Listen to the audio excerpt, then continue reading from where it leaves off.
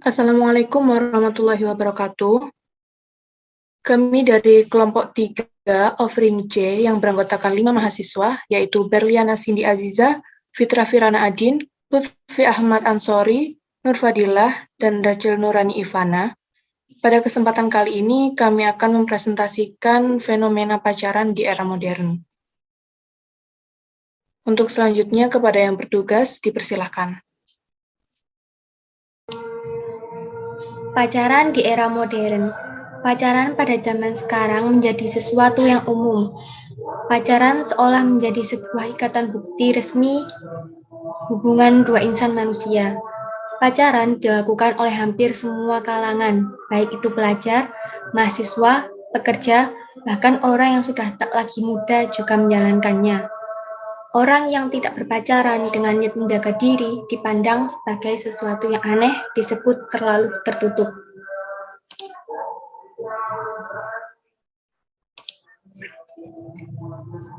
Hukum pacaran menurut Islam. Rasulullah pernah bersabda, "Aku bertanya, Rasulullah, tentang pandangan yang cuma selintas atau tidak sengaja. Kemudian beliau memerintahkan kepadaku agar aku segera memalingkan pandanganku." Hadis riwayat Muslim nomor 5770. Hadis tersebut bermakna bahwa tidak diperkenankan dengan sengaja memandang kepada lawan jenis. Memandang saja tidak dibolehkan dalam Islam, sebab menimbulkan hawa nafsu dan mudah sekali tergoda oleh bisikan setan. Apalagi pacaran yang identik dengan berduaan, komunikasi intens, berpandangan mata, bahkan melakukan sentuhan seperti berpegangan tangan. Selanjutnya yaitu dalil atau hadis larangan berpacaran. Yang pertama yaitu dalam Quran Surat Al-Isra ayat 32 yang berbunyi, A'udzubillahi minasyaitonirrajim, Bismillahirrahmanirrahim, wala taqrabuz zina innahu kana fahishatan wa sa'a sabila. Artinya, dan janganlah kamu mendekati zina. Sesungguhnya zina adalah suatu perbuatan yang keji dan suatu jalan yang buruk. Pacaran bukan sebuah ikatan yang resmi. Ikatan resmi yang hanya didapat dengan menikah. Pacaran mendekatkan pelakunya ke arah zina yang jelas-jelas dilarang oleh Allah dan bukan jalan yang baik dalam Islam. Untuk itu, larangan berpacaran dalam Islam dijelaskan dalam ayat ini guna menegaskan bahwa perilaku tersebut tidak baik. Selanjutnya yaitu dalam Quran Surat Al-Mu'minun ayat 5-6 yang artinya, dan orang yang memelihara kemaluannya, kecuali terhadap istri-istri mereka atau hamba sahaya yang mereka miliki, maka sesungguhnya mereka tidak tercela. Allah menjunjung tinggi dan menyukai mukmin laki-laki dan perempuan yang mampu menjaga diri dengan menghindari pacaran sehingga terhindar dari perbuatan tercela. Selanjutnya yang ketiga yaitu dalam Quran Surat Al-Baqarah ayat 169, ada sebuah hadis dari Rasulullah yang berbunyi, tidaklah seorang lelaki berduaan dengan wanita kecuali yang ketiga adalah syaitan. Hadis riwayat Tirmizi. Pacaran menjadikan jalan mudah bagi syaitan untuk memberi bisikan yang menjerumus pada perbuatan maksiat dan keji. Tidak sedikit orang berpacaran yang akhirnya rugi karena berbuat zina. Sesungguhnya, syaitan itu hanya menyuruh kamu berbuat maksiat dan keji. Bahaya pacaran. Pacaran memicu banyak bahaya. Berikut adalah bahaya berpacaran bagi remaja agar semakin berhati-hati agar tidak terjerumus. 1. Mudah terjerumus ke perzinahan. Seringkali remaja akan menyangkal bahwa mereka tidak akan melakukan hal-hal yang demikian. Mereka akan berpacaran yang sehat, katanya. Padahal tidak ada berpacaran yang sehat kecuali setelah menikah. Bagaimanapun juga, pacaran adalah perbuatan dosa. Setiap manusia yang berbuat dosa, iblis adalah temannya.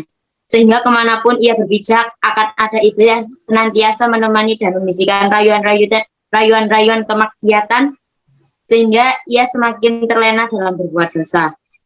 Kedua, melemahkan iman. Sudah dari akarnya bahwa pacaran itu dosa. Setiap orang yang berbuat dosa, ada iblis yang menemaninya, meniupkan berbagai rayuan agar orang itu semakin terjerumus dalam dosa. Iming-imingnya sangat banyak, padahal kesemuanya hanya pemuas nafsu belaka. Bahkan yang awalnya tidak tergoda pun bisa saja terjerumus. Ketiga, mengajarkan kepada kemunafikan. Orang yang berpacaran itu mengajarkan diri untuk menjadi munafik. Berbohong ini itu hanya demi membuat si pacar senang. bahkan mengumbar janji-janji yang belum tentu bisa ditepati. Bahkan tak jarang aslinya hanya bualan semata. 4. Mengurangi produktivitas dan minat belajar. Siapa bilang pacaran bisa meningkatkan semangat belajar? Coba pikirkan kembali ke dasarnya bahwasanya pacaran itu adalah dosa. Selama berpacaran artinya kamu akan terus memumpuk dosa sepanjang waktu. Dari tiap-tiap yang namanya dosa tidak akan terdapat kebaikan di dalamnya. Justru sebaliknya, waktu yang seharusnya dimanfaatkan untuk belajar justru lebih banyak dihabiskan bersama pacar. 5. Menjadikan hidup boros. Seringkali memberikan ini itu kepada pacar, bahkan lebih sering daripada apa yang dilakukan kepada orang tua sendiri. Padahal apa yang diperoleh dari semua itu, apakah dengan membelikan atau mentraktir sesuatu terhadap pacar, maka artinya kita berinvestasi di dalam masa depan? Justru sebaliknya, pacaran hanyalah penyebab kantong kering yang akan membuat kepala pusing hingga nanti ujung-ujungnya merengek pada orang tua untuk mendapatkan tambahan uang belanja sekaligus berpura-pura. 6. Pemicu tindak kriminal. Ketika mendengar berita tentang remaja yang membunuh remaja lainnya hanya karena berebut pacar, luar biasa, katakanlah dengan kasar, bahwa mereka lebih rendah daripada hewan sekalipun. Padahal manusia memiliki akal, bukan? Apakah dengan menghilangkannya orang lain maka akan berjodoh dengan pacar yang diperebutkan? Yang ada Anda akan berjodoh dengan iblis dan bersama-sama menghuni neraka. Selanjutnya, implementasi pacaran. Bagi anak-anak muda, tentunya merasakan ada cinta dan kasih sayang adalah hal yang paling menyenangkan. Pacaran yang tanpa batas adalah pintu untuk bisa membuka pada pergaulan yang bebas. Di dalam Al-Quran dijelaskan bahwa Allah memberikan perintah untuk menjauhi zina. Allah melarang manusia untuk mendekati zina dan melakukannya. Untuk mendekati zina saja tidak boleh, apalagi melakukannya. Bagi anak-anak muda yang masih belum mata pemikiran dan kedewasaannya, tentu pacaran bukanlah langkah untuk menuju pernikahan, melainkan untuk kesenangan dan pemenuh perasaan semata. Di dalam Al-Quran dijelaskan bahwa Allah memberikan perintah untuk menjauhi zina.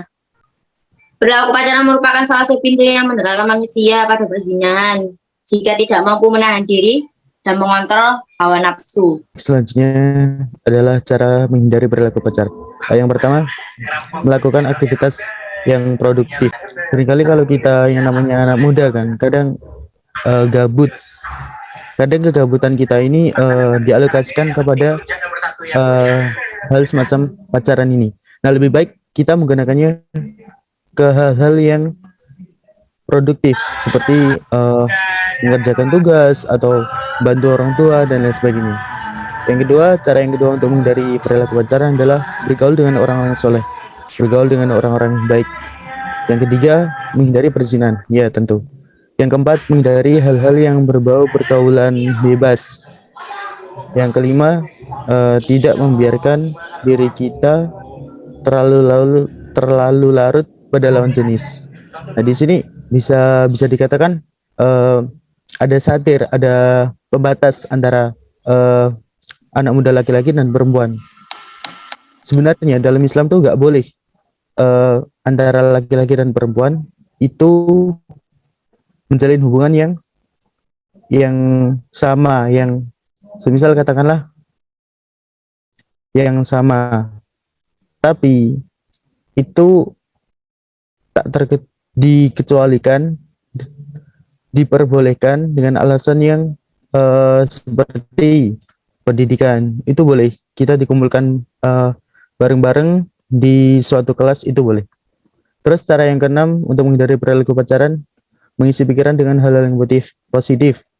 Contohnya membaca, terus kita mengikuti kursus apa gitu. Intinya kita mengisi dengan kegiatan yang positif. Terus yang ketujuh, mempersiapkan karir daripada pacaran. Nah, lebih baik daripada kita membuang waktu untuk pacaran, lebih baik kita mempersiapkan diri untuk masa depan. Contohnya apa? Kerja. Jadi kita sejak dini latihan kerja. Entah itu mau dagang gorengan, mau jualan eh, susu kedelai atau dan lain sebagainya. Lebih baik begitu daripada kita membuang waktu untuk pacaran. Terus yang kedelapan, memahami konsekuensi dari pacaran. Kita tahu sendiri bahwa pacaran itu ya tidak ada untungnya, malah banyak resikonya. Kalau kita semisal melakukan pacaran dan kita salah dalam tindakan kecil aja, maka akan berakibat fatal terhadap masa depan kita. Maka masa depan kita akan suram. Terus cara yang kesembilan untuk menghindari perilaku pacaran, resiko dari pacaran yang umumnya dilakukan orang mempelajari hal baru. Terus yang ke-10, memperdalam ilmu agama. Ya, contohnya kita rutin mengikuti pengajian, terus kita sering-sering nonton atau menyaksikan pengajian, sholawat, dan lain sebagainya. Pandangan ulama terhadap istilah pacaran Islami. Syekh Shalih Al-Fauzan hafizahullah dalam satu ceramahnya pernah mengatakan bahwa sesuatu yang dinisbatkan kepada Islam artinya ia diajarkan oleh Islam atau memiliki landasan dari Islam. Oleh karena itu, istilah pacaran Islami sendiri sejatinya tidak benar karena Islam tidak pernah mengajarkan pacaran dan tidak ada landasan pacaran Islami dalam syariat. Next. Ini hadisnya. Nabi SAW bersabda, "Ya ma'syarasy syabab, falyatazawwaj fa innahu aghaddu lil basari wa ahsanu lil farji wa man lam yastati' fa 'alaihi bisawm fa innahu lahu wijaun." Yang artinya, wahai para pemuda, barang siapa yang sudah sanggup menikah, maka menikahlah. Karena itu lebih baik menundukkan pandangan dan lebih menjaga kemaluan. Barang siapa yang belum mampu, maka berpuasalah karena puasa itu obat pengekang nafsunya. Intinya kita sebagai pemuda, kalau kita sudah mampu, sudah layak untuk menikah, maka lebih baik kita menikah. Tapi jika kita belum layak atau belum pantas untuk menikah, atau malah menimbulkan madorot, menimbulkan kerugian dalam kita menikah, malah merugikan orang tua, menyusahkan orang tua dan lain sebagainya, lebih baik ditunda dulu. Tapi jika nafsu kita tidak bisa menahannya, apa yang akan kita lakukan? Kita lebih baik berpuasa atau menjauhkan diri dari hal-hal yang memicu adanya pacaran dan lain sebagainya. Terima kasih. Selanjutnya saya serahkan kepada moderator. Baik, terima kasih. Demikian presentasi dari kelompok 3. Selanjutnya akan saya buka sesi tanya jawab. Setiap sesi akan terdiri dari 3 pertanyaan. Kepada audiens yang ingin bertanya, dipersilahkan untuk mengaktifkan fitur raise hand. Permisi, saya mau bertanya. Ya, silahkan kepada Saudara Rian Perdana untuk menyampaikan pertanyaannya. Apa hukumnya pacaran secara virtual? Baik, terima kasih atas pertanyaannya. Untuk pertanyaannya akan kami tampung terlebih dahulu, menunggu dengan pertanyaan selanjutnya. Saya mau bertanya, Iya, silakan Saudari Khairunisa. apakah pacaran virtual itu berdosa? Terima kasih. Baik, akan kami tampung terlebih dahulu. Kini terdapat pertanyaan dari Saudari Marfa Aisyah. Akan saya bacakan. Permisi, saya mau bertanya, pada saat ini kan banyak banget ya anak muda yang berpacaran. Terus juga kalau diingatkan kadang marah. Nah, menurut kelompok Anda, bagaimana atau apa ada cara lain yang paling tepat untuk mengingatkan orang-orang yang berpacaran bahwa pacaran itu dosa? Baik, karena sesi 1 sudah terpenuhi dengan 3 pertanyaan, selanjutnya kelompok kami akan menjawab pertanyaan tersebut terlebih dahulu. Kepada yang bertugas dipersilahkan untuk menjawab pertanyaannya. Saya Fitra Firana Adin akan menjawab pertanyaan dari Saudara Rian Perdana dan Khairunisa. Yang pertanyaannya yaitu, apakah pacaran virtual itu dosa? Jawaban terverifikasi ahli hukumnya pacaran oleh pasangan yang belum menikah walaupun hanya di dunia virtual adalah haram. Hal itu belum nikah merupakan perbuatan yang mendekati zina. Adapun perbuatan mendekati zina dalam Islam hukumnya dilarang untuk dilakukan. Terima kasih.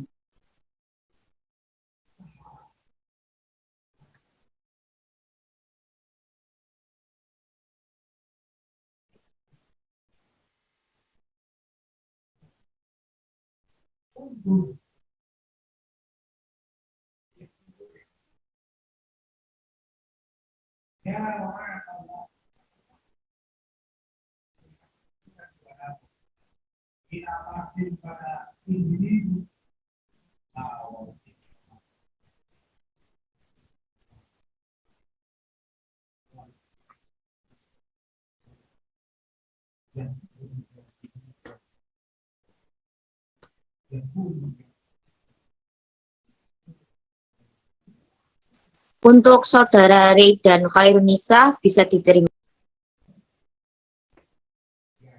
Iya, bisa. Terima kasih. Baik, saya izin menjawab pertanyaan dari Marfa Aisyah. Bagaimana menurut kelompok Anda cara yang paling tepat untuk mengingatkan orang-orang berpacaran bahwa pacaran itu dosa? Cara yang dapat dilakukan adalah menasehatinya dengan cara yang benar. Contohnya dengan tidak menasehatinya di depan umum. Karena Islam menjaga dengan baik kehormatan seseorang. Karena itu, sudah sewajarnya kita sebagai umat Islam juga harus menjaga harga diri dan kehormatan sesama saudara Islam. Memberi nasihat kepada seseorang di depan umum itu bukan contoh memberi nasihat yang baik. Jadi cara memberi nasihat yang baik adalah dengan cara tidak menasehatinya di depan umum. Bisa dilakukan secara empat mata, ngobrol berdua gitu. Apakah ada sanggahan atau ada feedback dari saudari Marfa Aisyah? Baik, karena pertanyaan di sesi 1 sudah terjawab semua, selanjutnya akan saya buka sesi pertanyaan yang kedua. Di sini sudah ada yang bertanya, yaitu dari saudari Nina Katrina. Mohon izin bertanya, apakah dosa pacaran ditanggung oleh orang tua? Terima kasih. Baik, untuk yang pertanyaan yang kedua dari saudara Paundra Wangsa Fajar. Izin bertanya, bagaimana pendapat kelompok tentang perjodohan yang dilakukan oleh orang tua berdasar hukum Islam? Untuk dua pertanyaan tersebut akan kami tampung terlebih dahulu. Apabila masih ada yang ingin bertanya kepada audiens, dipersilahkan. Baik, kepada teman-teman yang bertugas, dipersilakan untuk menjawab dua pertanyaan yang sudah diajukan oleh audiens. Baik, izin menjawab pertanyaan dari Mbak Nina. Pertanyaannya tadi, apakah dosa pacaran ditanggung oleh orang tua? Jawabannya, kalau sudah seseorang itu sudah balik dan dia pacaran, itu otomatis dosa dari tindakan pacaran dia, otomatis tanggung dia sendiri. Tapi orang tua tetap wajib mengingatkan kepada si anak tersebut yang pacaran. Tetap harus melarang dan mengingatkan bahwa pacaran itu dosa. Akan tetapi, jika dia masih bandel, masih ngeyel, tetap melakukan pacaran, maka otomatis dosa ditanggung sendiri. Seperti itu. Terima kasih. Apakah Mbak Nina puas dengan jawaban saya? Mbak Nina, apakah sudah jelas dari jawaban saya? Jawaban dari saya? Mewakili jawaban dari Mbak Nina di kolom chat sudah cukup, terima kasih. Baik, terima kasih kembali. Selanjutnya saya akan jawab juga pertanyaan dari Saudara Wangsa, Saudara Paundra Wangsa. Bagaimana pendapat kelompok tentang perjodohan yang dilakukan oleh orang tua berdasar hukum Islam? Sah-sah saja. Ketika kita dijodohkan oleh orang tua, itu sah-sah saja. Akan tetapi dengan catatan si anak yang dijodohkan ini mau dengan pilihan orang tua. Kalau cewek, kalau perempuan, perawan, dia ditawari semisal ditawari nikah oleh orang tuanya dengan jodoh yang telah ditentukan oleh orang tuanya sendiri.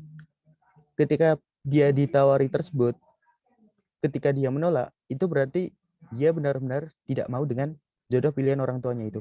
Akan tetapi jika dia ditawari, dia cuma diam, ditawari lagi diam terus, berarti itu menandakan bahwa dia mau. Gitu. Jadi semisal teman-teman, sorry ya, ini sedikit wawasan. Semisal ditawari orang tua untuk menikah dengan jodoh yang telah ditentukan, terus teman-teman diam, itu berarti iya, jawabannya iya. Itu kalau perempuan yang perawan. Tetapi kalau janda, itu beda lagi. Dia berhak menentukan pilihannya sendiri. Karena dia udah berpengalaman sebelumnya.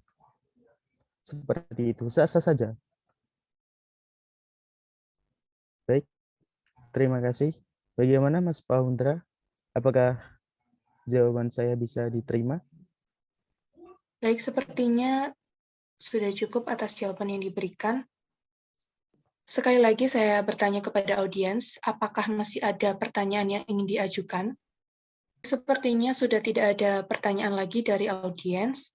Untuk itu, akan saya akhiri presentasi dari kelompok 3 pada hari ini. Terima kasih kepada semua partisipan yang sudah bergabung. Apabila terdapat salah kata yang baik disengaja ataupun tidak, kami mohon maaf sebesar-besarnya. Saya akhiri. Wassalamualaikum warahmatullahi wabarakatuh. Waalaikumsalam warahmatullahi wabarakatuh. Terima kasih semuanya.